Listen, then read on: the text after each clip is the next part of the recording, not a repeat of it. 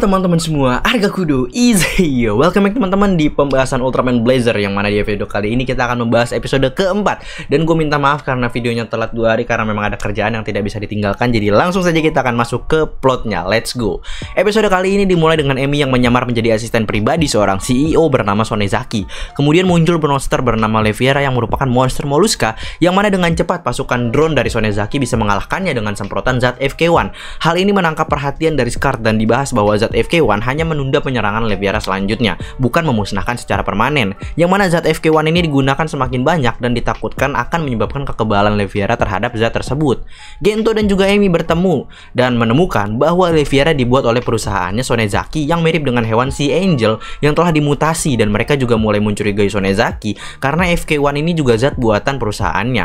Dan ternyata Sonezaki ini mantan anggota CGF. Leviera kembali muncul dan berhasil dikalahkan oleh Artgaron dengan rudal berisikan FK1. Ternyata DNA Leviera ini sama dengan DNA yang diteliti oleh Teruaki. Akhirnya Gento memerintahkan Emi untuk berhenti nyelidikin dan ngasih ke komen.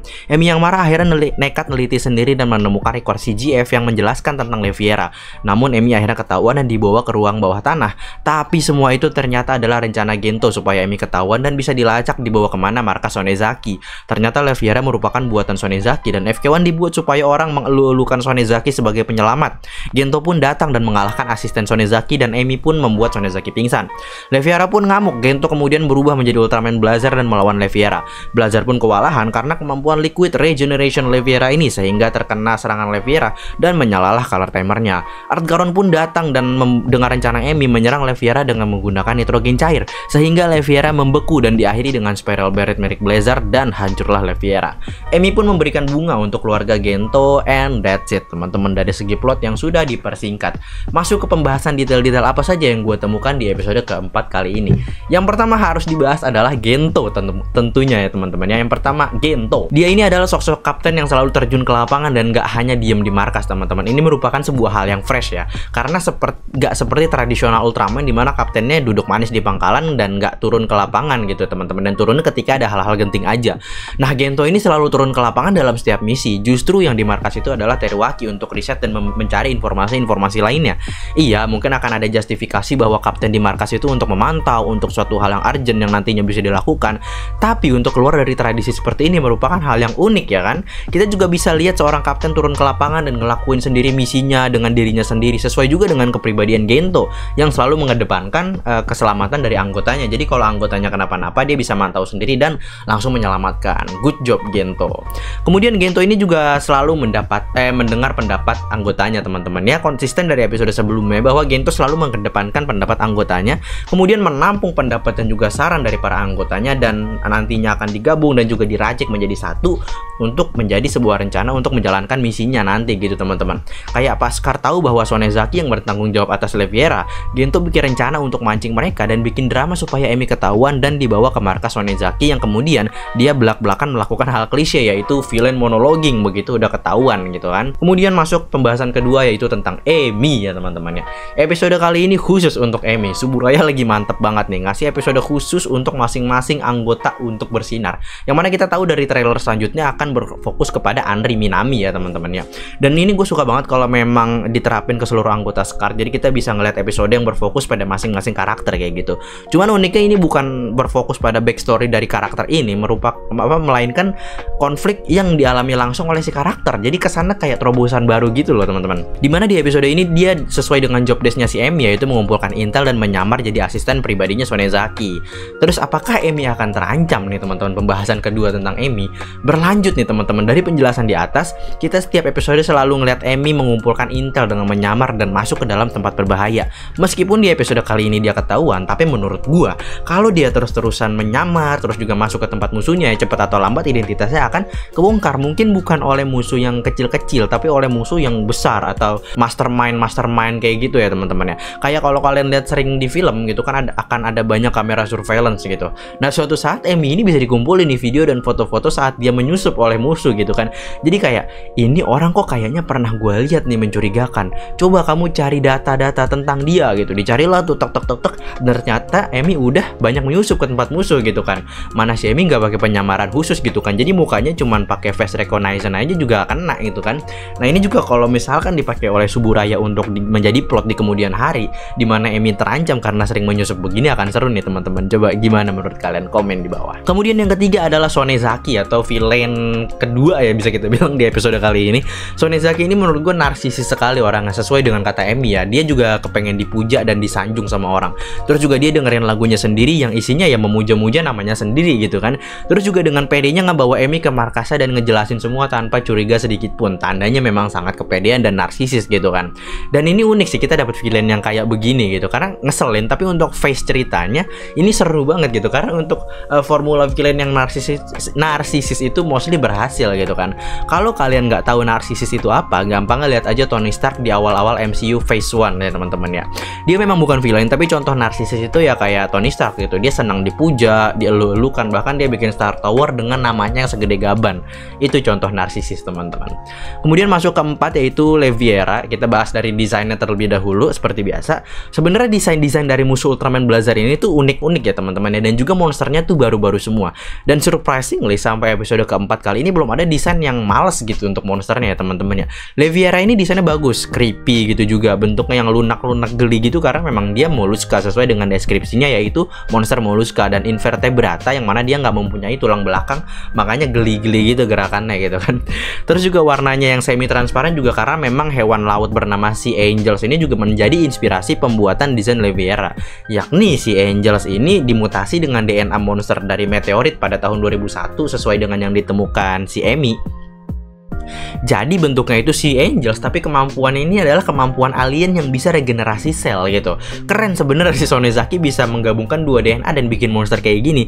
Mana banyak lagi kan ditabung-tabung, cuman sayangnya disalahgunakan aja. Ya begitulah orang jahat ya teman-teman. Kemudian yang kedua adalah tujuan. Leviera bisa dibilang nggak ada tujuan secara pribadinya ya teman-teman, tapi yang punya tujuan adalah mastermind di belakangnya, yaitu Sonezaki. Dibikin untuk dikalahkan dan dianggap sebagai pahlawan yang menyelamatkan dunia dengan produk bikinannya yaitu FK1. Bisa dibilang Leviera ini tujuannya hanya sebagai alat saja sih untuk dipakai sama si Sonezaki begitu. Kemudian yang kelima adalah detail apa saja yang gue temukan di episode keempat kali ini gitu kan.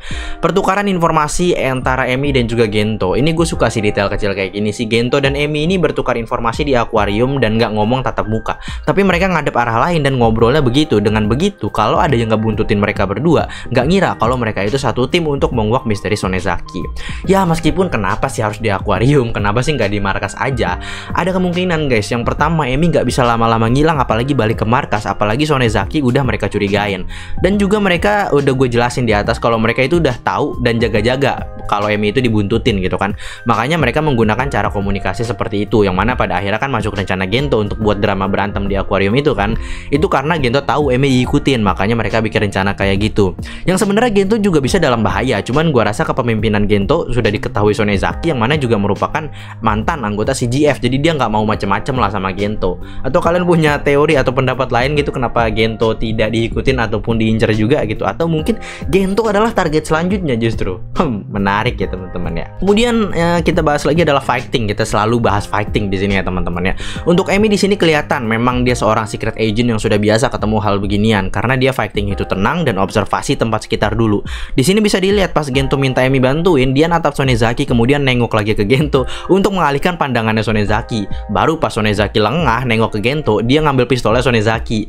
Emi pun gak asal ngambil aja di sini, dia ngindar ke kiri dulu buat jaga-jaga kalau pelatuknya ditarik sama Sonezaki. Jadi dia nggak ketembak semisal kejadian, baru pistolnya dipretelin.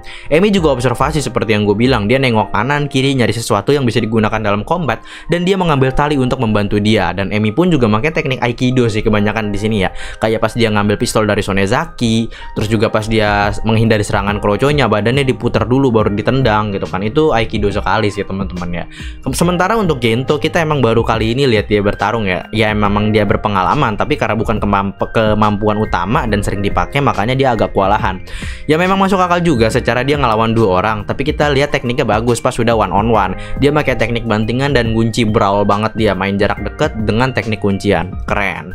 Sementara untuk Blazar sendiri, ya masih sama, dia close range dengan dominan nyerang sendi gitu kan. Kayak ini dia nyerang sikut dulu baru ke bagian lengan atas.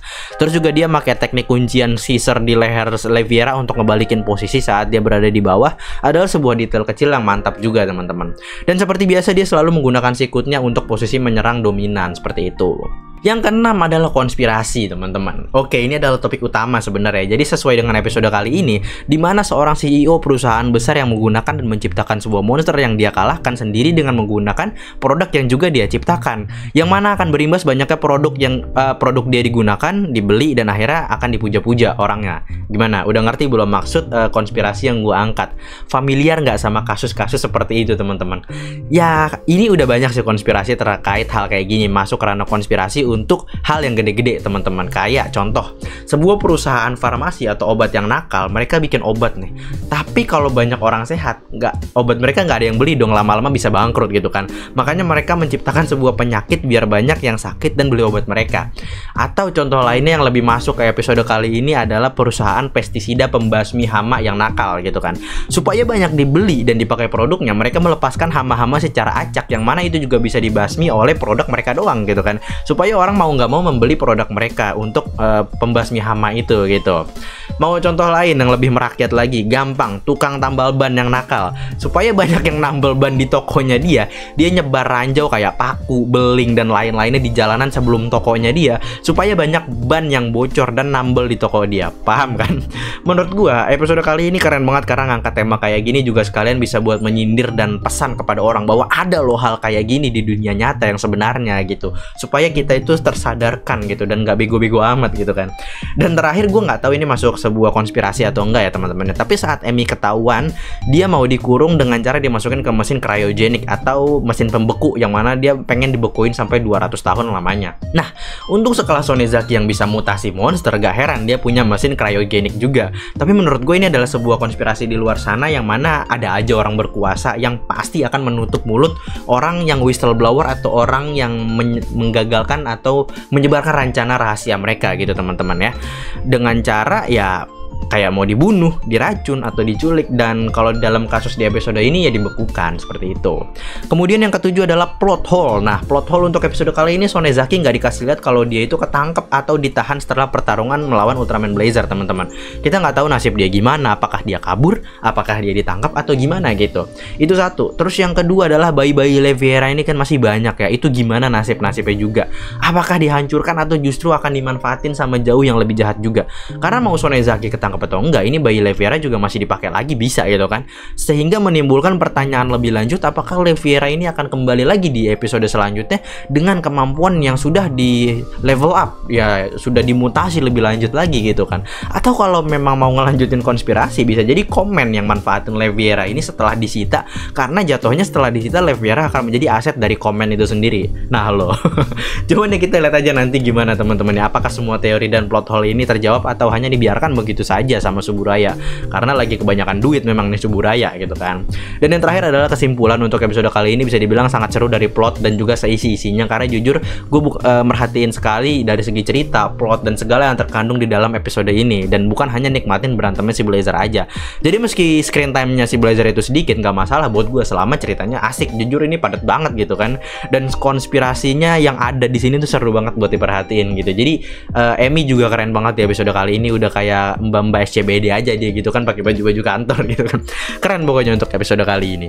Dan dengan begitu cukup gua bahas untuk episode keempat kali ini. Dan bagaimana, apakah kalian punya teori atau kalian punya pendapat, silahkan tuliskan di kolom komentar. Oke, jadi gue cukupkan sampai di sini. Sekian dari gua, Arga Kudu. See you in my next video. Stay cool, keep calm, love and peace, cheerio. Ciao.